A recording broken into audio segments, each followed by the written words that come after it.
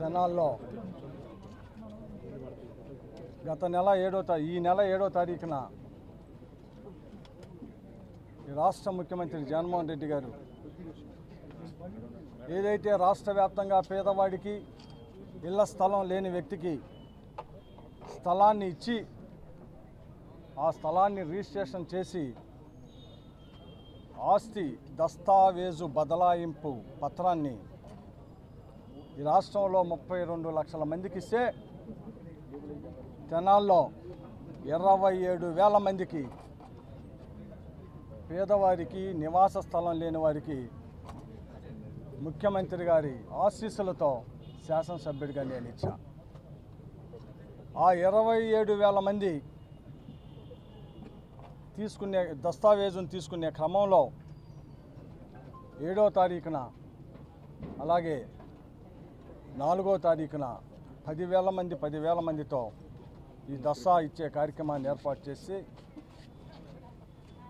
ఆ దస్తాని అంటే రిజిస్ట్రేషన్ బదలాయించబడిన దస్తావేజుని అందుకున్న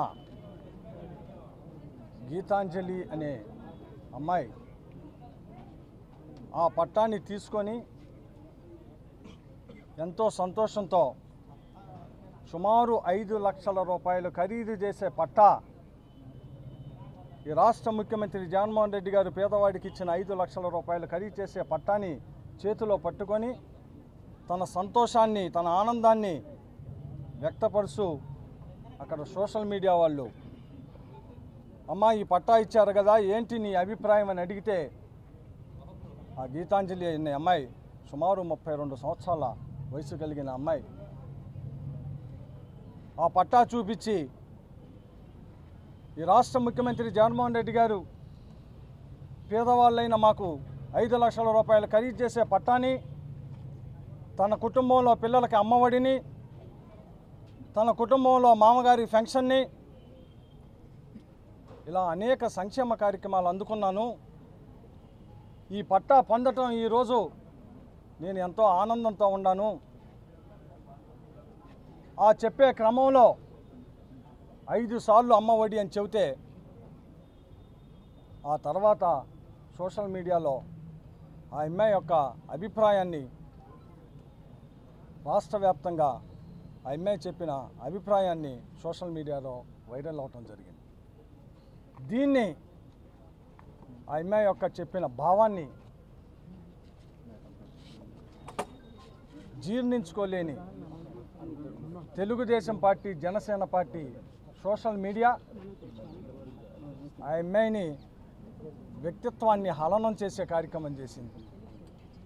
ఆ అమ్మాయి వైఎస్ఆర్ పార్టీ కార్యకర్త కాదు, ఓ సామాన్యరాలు.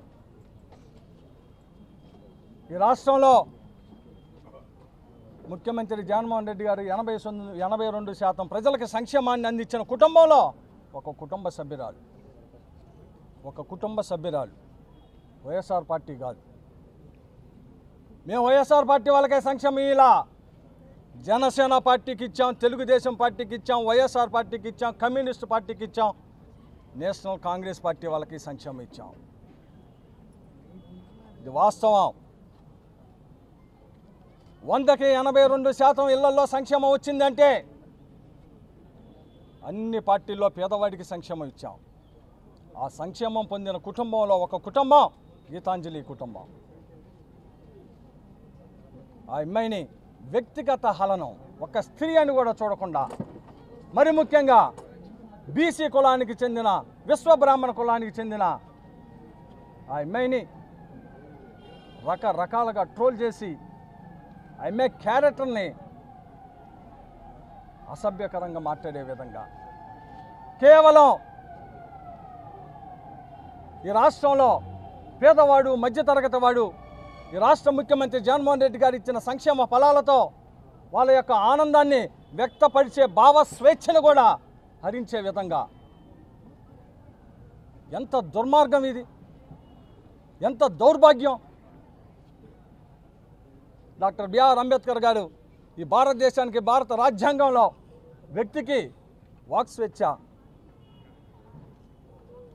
అరే ప్రభుత్వం ద్వారా సంక్షేమం పొందిన ఆ ఇల్లాలు తను పొందిన సంక్షేమాన్ని ఆనందంతో చెబితే దాన్ని కూడా ఓర్చుకోలేని ప్రతిపక్షాలు